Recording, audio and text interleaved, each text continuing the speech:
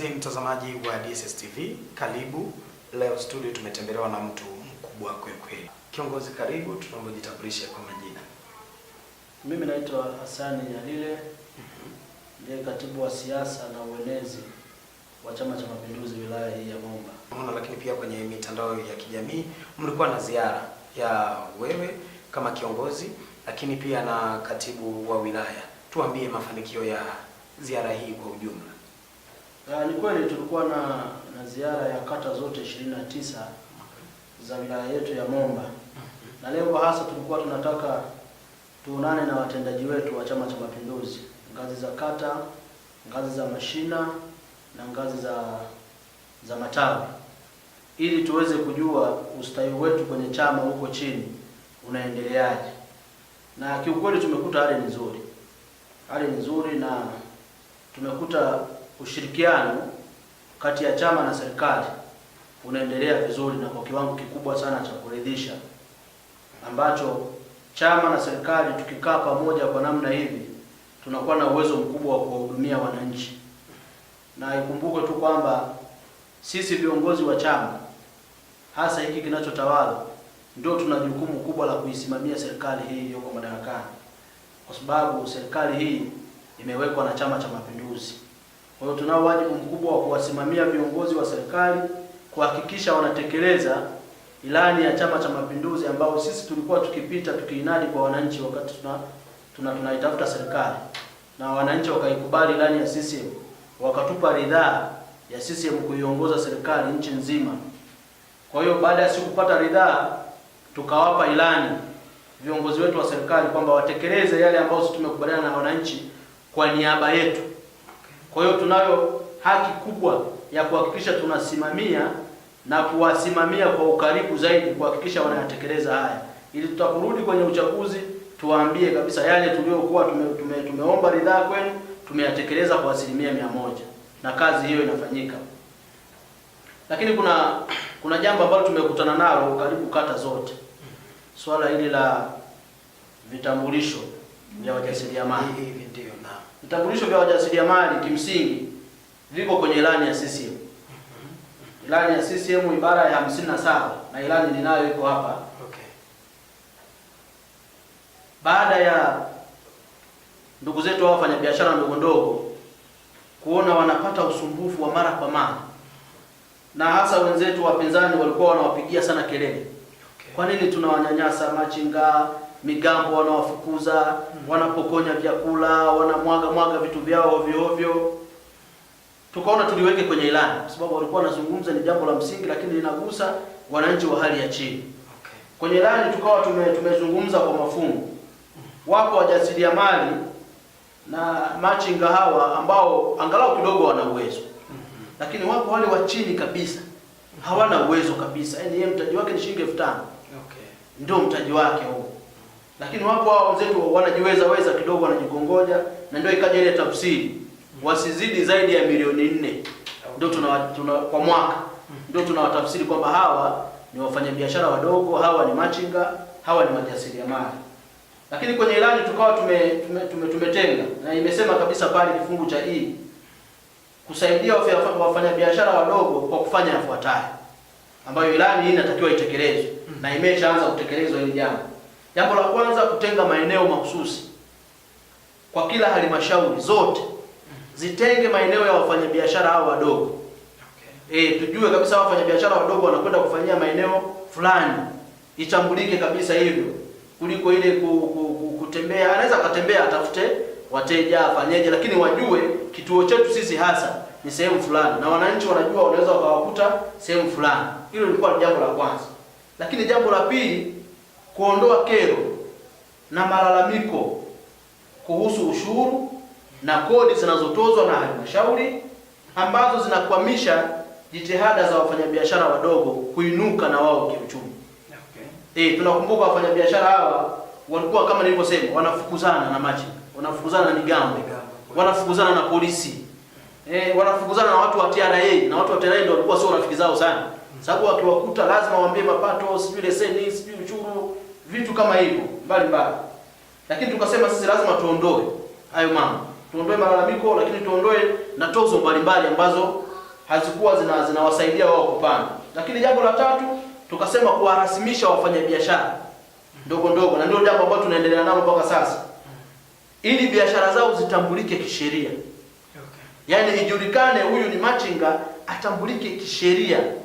Ni machinga, hatakiwi kupuguziwa. Na tukasema kabisa pale kutambulika kwao aidha ni kuwapatia leseni.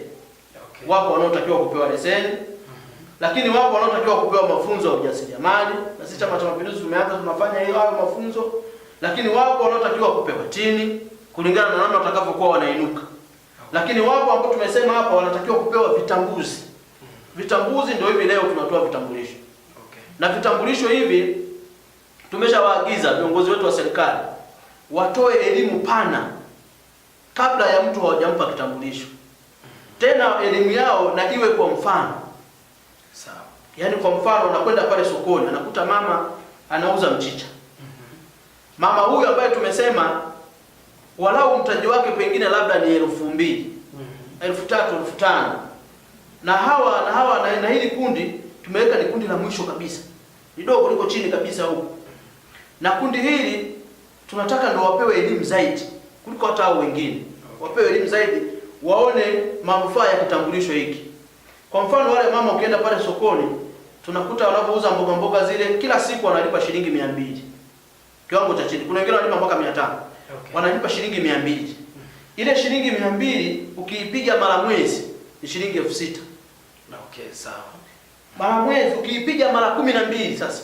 Kwa mwaka mzima unaikuta shilingi 72,000. Kwa hiyo tumesema huko, Mheshimiwa Rais akasema hapana, huko tuondoke. Huyu mjasiriamali atoe shilingi 20,000 tu. Apate hichi kitambulisho.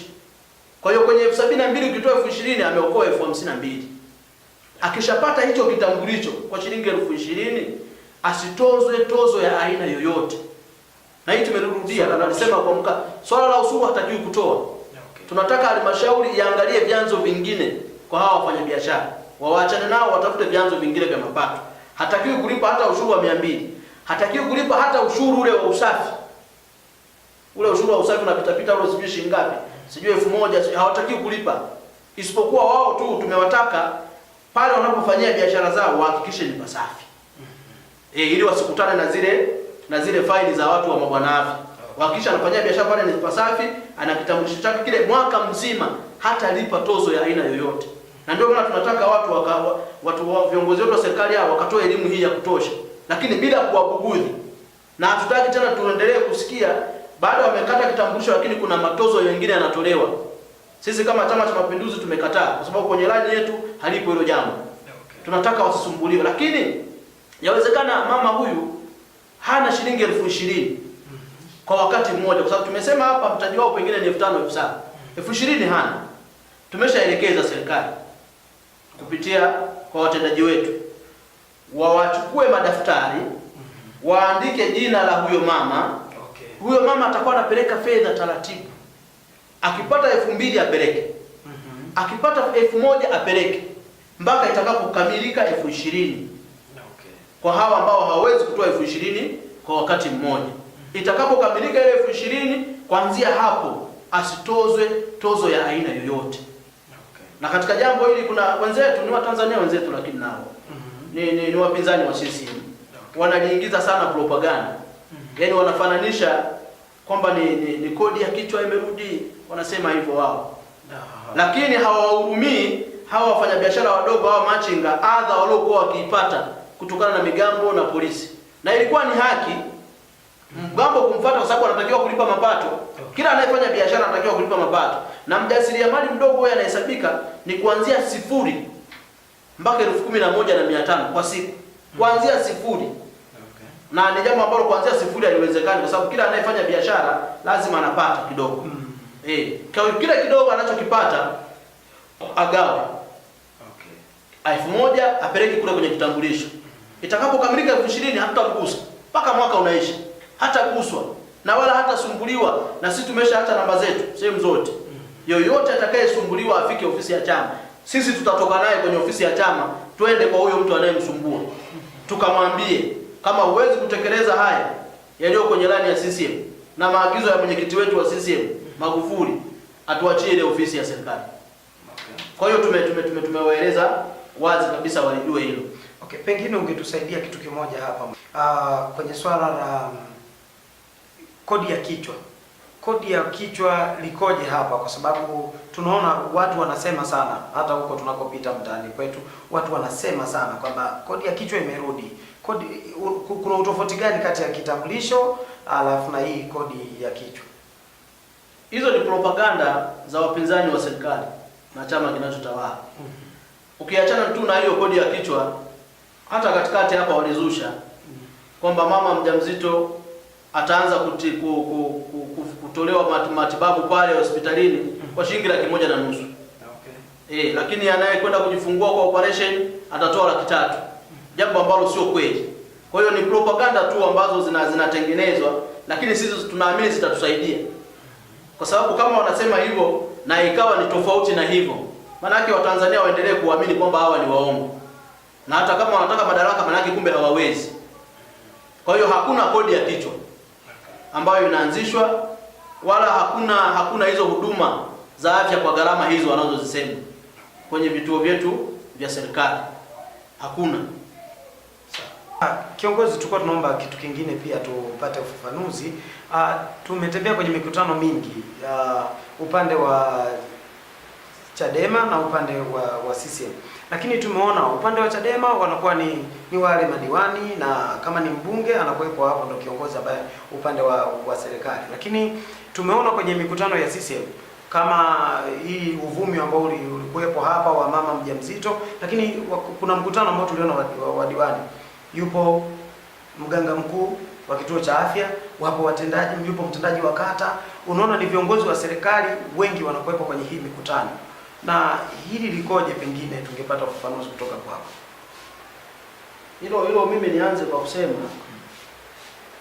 kwamba Chama cha Mapinduzi ndio chama chenye serikali. Okay. Ndio chama chenye dola. Na mimi niwaambie tu waandishi wa habari kwamba kwa sasa tumeshapiga marufuku watu au mtu wa aina yoyote kukifananisha Chama cha Mapinduzi na vyama vingine. Kwa sababu hatufanani kimuundo, hatufanani kikatiba zetu za chama, wala hatufanani kwa majukumu ya chama chenye serikali na majukumu ya vyama vingine. Kwa hiyo hatuwezi kufananishwa. Lakini duniani hakuna serikali imewahi kuunda chama. Wasomi wote wanajua hivyo. Isipokuwa chama ndio huunda serikali. Kwa hiyo sisi Chama cha Mapinduzi, kwa sababu ndio tumeiunda hiyo serikali, na sisi Chama cha Mapinduzi ndio tulikuwa ile 2014 na 15 tumehangaika mitaani huko kuitafuta serikali. Tulikuwa tukipigwa na jua, tumetukanwa matusi mengi na watu wa upinzani. Wana CCM na wananchi wengine wakaendelea kuiamini CCM kwamba iendelee kuongoza nchi hii.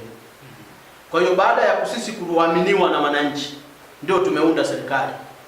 Kwa hiyo kimsingi nataka uelewe kwanza hapa, serikali hii imeundwa na Chama cha Mapinduzi. Kwa hiyo ni jambo ambalo hauwezi kutenganisha kati ya Chama cha Mapinduzi na serikali yake. Haviwezi kutengana. Unaweza kutenganisha na vyama vingine ukawatenganisha, kwa sababu kwanza wao hawawajibiki kwenye hii serikali. Isipokuwa sisi CCM tunatakiwa kuiwajibisha serikali hii. Na ndiyo maana ukiangalia kwenye vikao vyetu hata vya ndani, kila wakati tulikuwa tukizunguka huko, tunataka lazima tuwakute watendaji wa serikali. Na tulikuwa tuna maana tunapokwenda pale, kwa sababu sisi tunatembea na ilani hii ya CCM. Ilani hii tunataka tunapozungumza masuala ya afya, mtu wa afya asimame kutujibu, atueleze wao kwenye afya wamefikia wapi, ili tufananishe na sisi tuliosema kwenye ilani huko kuahidi wananchi. Lakini na kwa bahati nzuri ni kuhakikishia hapa, serikali imetekeleza kwa asilimia kubwa, zaidi ya asilimia 75 utekelezaji wa ilani hii unafanyika. Wewe mwenyewe umeona kuna kituo cha afya kinajengwa, barabara zinatengenezwa, miradi mikubwa ya maji inaanzishwa.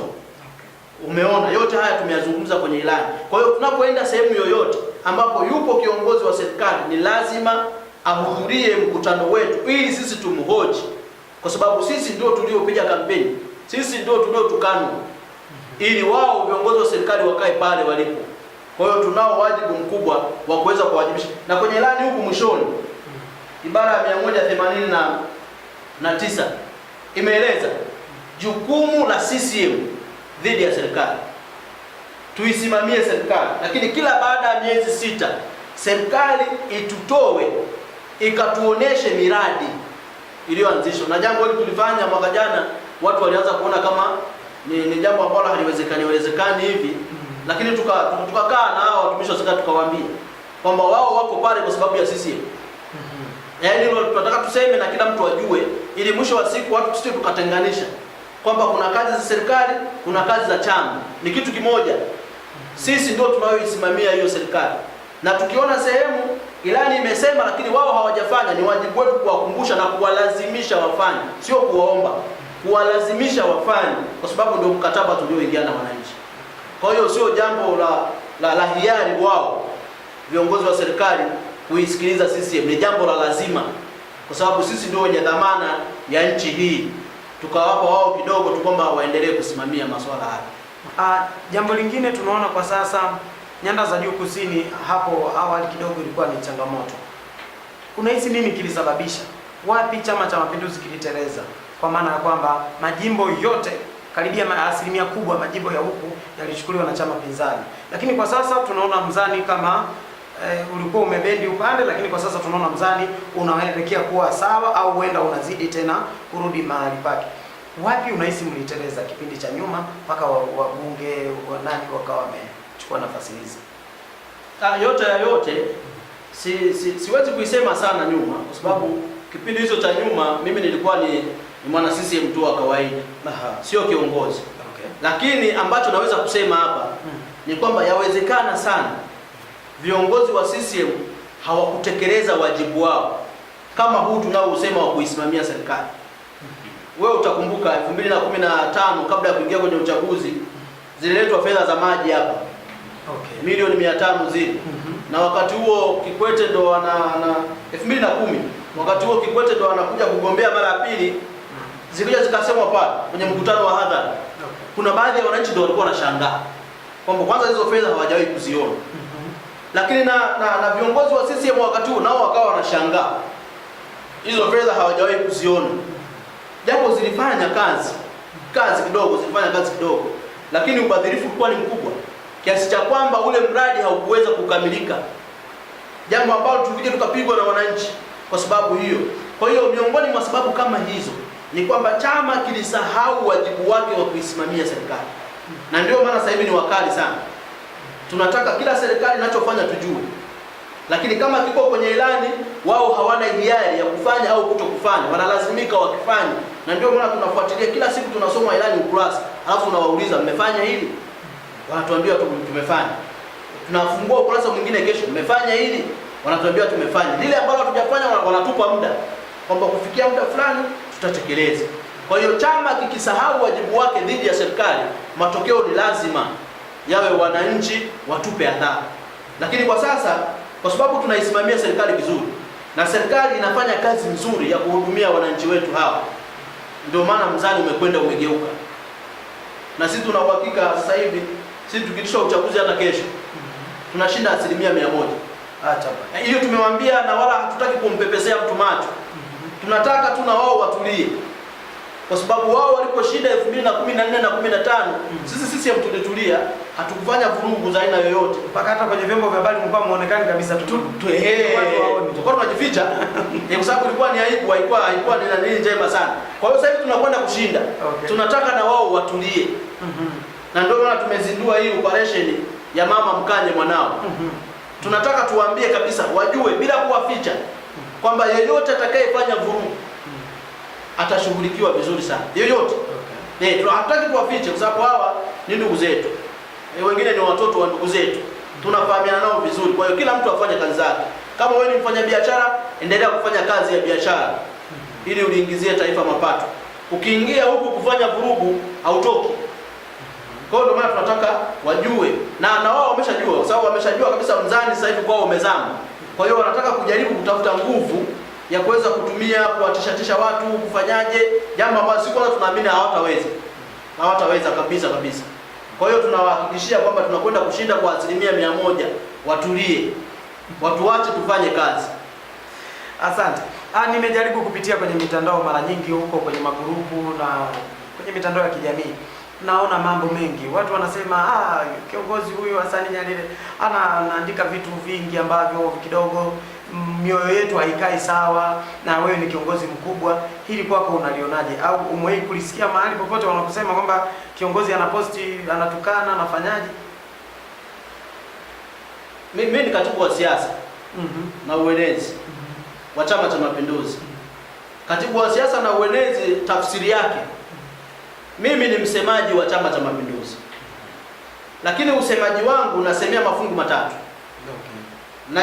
Najisemea chama kwa wanachama wenyewe, kwa maana niwaambie chama chenu sasa leo kinasema 1 2 3.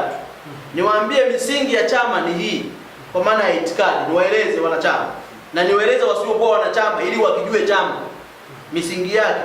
Lakini mimi nitoe miongozo ya chama kwamba chama tunaongozwa na katiba, tunaongozwa na kanuni na vitu mbalimbali, niwaeleze wana CCM, na jukumu hilo nalifanya vizuri. Lakini mimi ni msemaji wa CCM nje ya CCM, ndani ya umma. Tukisema hivyo maana yake kwenye mikutano ya kiserikali mimi natakiwa niwe msemaji wa CCM, kwamba niwaambie nyinyi serikali, sisi CCM tunafikiria nini juu ya mambo mbalimbali ambayo serikali inatuletea. Kuna mambo mengine hayako kwenye ilani huu. Inawezekana unajua kuna watu wanapigwa faini kwa watendaji wetu huu. Kuna watu wana matatizo mbalimbali, ili waweze kushughulikiwa lazima mimi niseme kwenye umma, niwaambie viongozi wa serikali mnatakiwa kushughulika na matatizo haya ya watu. Hayamo kwenye ilani. Mnatakiwa mshughulike na kero za watu. Kero za watu ziko kwenye ilani. Lakini kuna kero nyingine unakuta ni ya kawaida tu. Mtu anaonewa, mtendaji anapiga faini kama hivyo tunavyosema. Faini zile za ajabu, faini za bei kubwa. Natakiwa mimi nitoke niwaambie kwamba Chama cha Mapinduzi kwa muonekano huo mnaokwenda nao viongozi wa serikali, hapana. Tunataka hawa wananchi ni wa kwetu, tunaishi nao sawa, niwaambie hivyo. Hilo la pili. Lakini la tatu, mimi ni msemaji wa CCM ndani ya serikali. Nimetoka kwenye umma, sasa ndani ya serikali ndio ile ninakwambia kama kuna jambo hawajatekeleza hapa, niwaambie kwamba hapana, ilani yetu imesema hili, mbona nyinyi hamjalifanya? Niwaambie ndani ya serikali. Lakini niwaagize kwamba kwa maslahi mazito ya wananchi mnatakiwa kulifanya hili. Kwa sababu sisi tunatakiwa tupokee kero za wananchi, zile zinazotakiwa kwenda serikali tuzipeleke. Zile ambazo sisi tunaweza kuzitatua tuzimalize. Kwa hiyo mimi ni msemaji wa CCM kwa nyanja hizo. Kwa hiyo kama mtu atakuwa analalamika kwamba mimi nasema vibaya, kwanza sisi watu tunasema ukweli. Inategemeana tu mtu amepokeaje ule ukweli. Kwa sababu ukiambiwa au hapana, wote wanasema ni majibu, lakini inategemeana umelipokeaje hilo jibu. Kuna jibu lingine litakuumiza, lingine litakufurahisha. Sasa mimi nikiwa ni msemaji wa CCM kwa wananchi, nitoe mfano. Kwa mfano hapa juzi nimetoa ile taarifa ya wale vijana waliopata adhabu na mahakama ya kifungo. Ni kwa sababu walichoma jengo kituo cha polisi. Sasa ukisema mimi nimesema vile vibaya, unataka nisemeje? Kuna maneno niliyasema pale kwamba hii ndio kwa sababu nataka niwatahadharishe wengine. Sababu kuna msemo unasema jifunze kwenye kichwa cha mtu mwingine. Usiombe watu wajifunze kwenye kichwa chako. Kwa hiyo tunataka watu wengine hawa wajifunze kwenye vichwa vile. Hii ya kuambiwa kwamba leo kaandamane, ukachome nyumba ya mtu. Baadaye ukichoma, utakayekamatwa ni wewe uliyechoma, sio yule aliyekutuma. Na ukimshafika kule mahakamani, hakuna cha kusema fulani alinituma. Wewe ndio ulichoma na wewe ndio utakayepewa adhabu. Kwa hiyo ndio maana tunawatahadharisha Watanzania wenzetu waepukane na hayo mambo. Mtu anakuambia twende tukaandamane, mwambie tangulia na kuja. Mwache yeye akashughulike nao. Kwa hiyo tunataka tuseme hapa, na kuna watu walichoma nyumba ile ya diwani Mlima yule aliyehamia sisi mwakakati, na wao tumeshawapa tahadhari kwa sababu ni kesi iko mahakamani. Tunashukuru polisi walifanya kazi nzuri ya uchunguzi. Tunashukuru walikamatwa. wako mahakamani. Sasa na tunaamini sisi mahakama itatenda haya. Sisi mara nyingi hukumu ikitoka mahakamani hatuishii tena, hatuanzi tena kuijadili. Ni mahakama inakuwa imetenda haki. Wanasema kuwa ni Chama cha Mapinduzi wenyewe waliamua wafanye hiki ili ionekane tu chama fulani kimefanya haya. Unahisi kuna ukweli wowote? Sasa Chama cha Mapinduzi tunamdhuruje mtu ambaye amekuja kwetu? Wanasema kitengo cha propaganda, si unasema hivyo kwamba mkaamua sasa mtengeneze wenyewe alafu mseme chama fulani kimefanya. Chama cha Mapinduzi, mimi nikwambie tu mwana, Chama cha Mapinduzi sisi ndio chama chenye dola. Kama sisi tungekuwa tuna akili kama za wapinzani, wapinzani wasingekuwepo. Na maanisha sisi CCM ni watu ambao mara nyingi tuna busara, tuna hakima, upole. Watu wamepigwa, wana CCM wengi walipigwa, wana CCM wengi walidhalilishwa, nyinyi wote ni mashahidi. Lakini Chama cha Mapinduzi hatukuchukua hatua yote, tuliwaacha tukawasamehe, ni watoto. Lakini kama tungesema tuchukue hatua, sasa sisi ndio tuna dola, sisi ndio tuna polisi, sisi tukumwambia tu na ndili ya IGP tunataka watu wafutike sehemu fulani. Kwa hiyo tulikuwa tuna uwezo, kama tungeamua kuyatumia madaraka vizuri, watu wangeangamia sana, watu wangeangamia sana. Lakini ndio maana sisi huwa tuna busy. Lakini kwa sasa tumetahadharisha, hatutakuwa na upole tena ule, hatutawezi kuendelea kwa sababu hautusaidii. Mtu anachomewa nyumba, watu wanaachwa. Mtu anapigwa, anavuliwa nguo, watu wanaachwa. Mtu anaumizwa, kuna bwana mmoja anaitwa Mapesa, alipigwa mpaka macho sasa hivi haoni vizuri. Kuna watu wameuawa, wamekufa kabisa. Watu tumeangalia tu, tumeacha. Kwa hiyo kwa sasa hatutaweza kuvumilia hali kama hiyo. Ni lazima tutachukua hatua kwa tukio lolote litakalotokea, watu wasije wakalaumu. Ndio maana tunawaomba sasa hivi, tunasema mkanye mwanao, waache. Wale ambao hawana wazazi, sisi Chama cha Mapinduzi tunatumia nafasi hiyo kuwakanya, ili waache wafanye shughuli zao za kawaida tu. Siasa ni hoja, siasa sio mapigano. Ukiwa na hoja, wananchi hawana shida, watakuchagua. Kwa hiyo tufanye kazi za hoja, wala sio za kutukana. Kuna watu wanatukana rais, nimemsikia dada mmoja hivi Vitimagu. Anatukana kabisa, anatoa maneno ya kejeli kwa rais. Hawajui kama rais ni picha ya nchi, lakini ni amiri jeshi mkuu. Na ana uwezo wa kusema tu mimi sitaki kumuona fulani. Lakini anatumia busara na acha. Kwamba ni watoto, wacha waendelee kufanya wanaoyafanya. Lakini sasa sisi hatuwezi kuvumilia. Sisi kama chama hatutavumilia kabisa. Na tunawakanya hivi, wanafikiri ni mchezo. Yaani wanajua kama vile ni utani, ni nini na nini. Lakini tunawaambia hatutawavumilia kabisa kabisa. Watu wengi upande wenu mlikuwa mnasema kuwa Chadema wamechagua mawe. Lakini kuna baadhi ya viongozi ambao si kitu kizuri sana, sijui utakavyokifikiri, lakini mwisho wa siku ikaja ikatokea kuwa kuna baadhi ya wale watu wakaja huku. Hii ilikuwaje? Huku yalikuwa mawe, lakini huku sasa si mawe. Hii ikoje? Wanasema hata kwenye msafara wa mamba kenge wanakuwemo. Hata ukichukua maharage mabovu, unaweza kuokota mazima, hata machache. Unaweza kuokota mazima. Ndio maana wale madiwani baada ya kukaa kule kwa muda mrefu walitafakari. Wakaona ile njia waliokwenda nayo kule hawafiki. Na hata ukiangalia madiwani ambao tumewachukua, ndio maana nilikwambia hapo kwenye maharage mabovu unaweza ukachagua. Madiwani ambao wamekuja CCM ni wale ambao kwanza wamejitambua. Yaani kidogo hata shule wamepita. Kwa sababu ndege wakifanana si wanaruka pamoja. Sasa wale walikuwa wafanani, ilikuwa ni ngumu sana kuruka pamoja. Kwa kwamba hawa waliokuja huku si mawe yamebaki kule kule. Yamechambulika. Yaani unajua kwenye mawe kuna mawe mengine hayapendezi hata kuyaona kwa sura.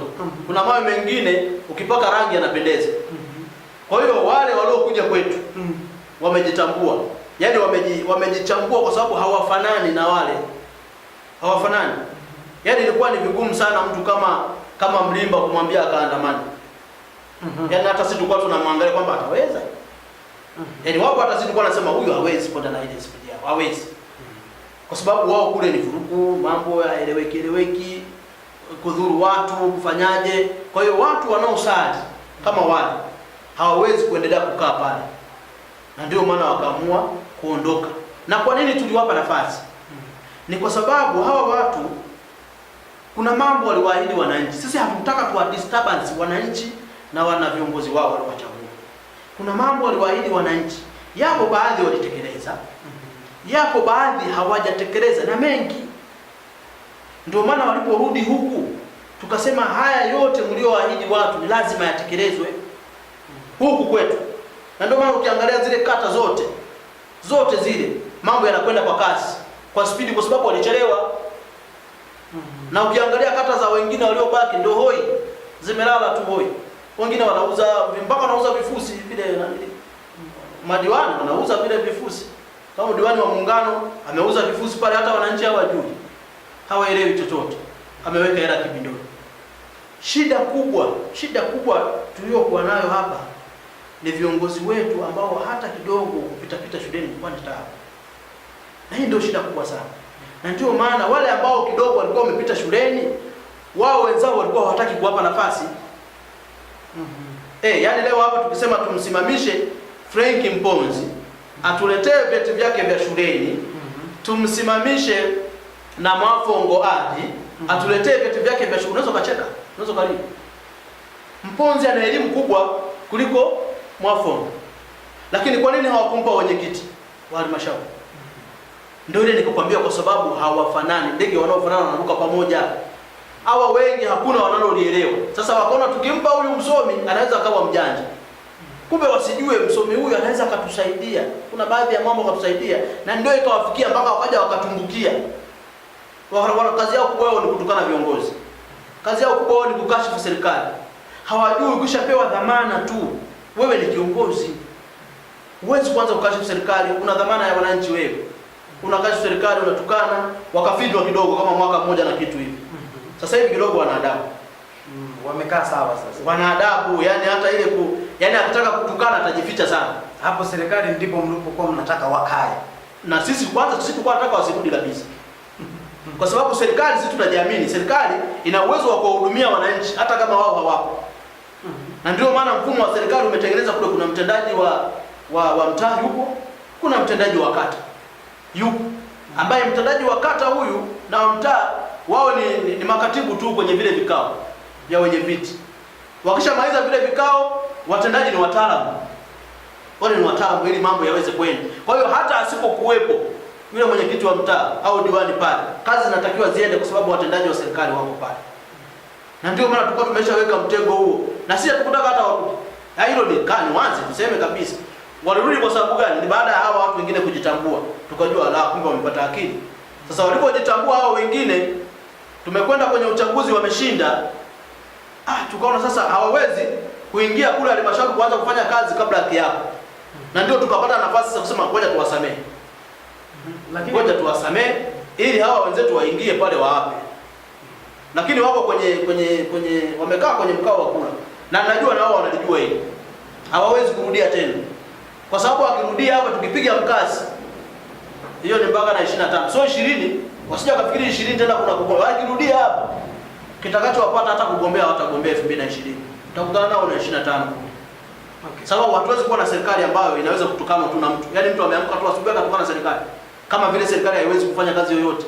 Kwa hiyo lazima sasa tuwaoneshe wao wenyewe kwamba serikali ina uwezo wa kufanya 1 2 3 juu yao. Tuwaoneshe hivyo. Na katika hili wala hatuna mtani, wala hatuna mzaa na mtu. Tutashughulika nao. Yoyote atakayechezea serikali lazima ashughulikiwe vizuri sana. Asante sana. Na nashukuru kiongozi kwa muda wako. Na niseme tu asante kwa kuja studio kwetu leo. Karibu tena wakati mwingine tuje tuzungumze haya. Asante sana. Nashukuru sana. Mtazamaji wa DSS TV. DSS TV tunakwambia ulipo tupo, uendako tutakufikia. Leo hii tulikuwa na kiongozi mkubwa kabisa katika wilaya ya Momba. Tumezungumza mambo mengi sana. Tukukaribishe na wewe ambaye ulikuwa unatazama kipindi hiki. Kesho itakuwa ni zamu yako. Tunasema asante. Kwenye kipindi ulikuwa nami Sadik Sanga. Nyuma ya kamera ulikuwa na Tito Barama, director Rahabu Mwaliobe. Tukutakie utazamaji mwema kwa vipindi vingine. Asante.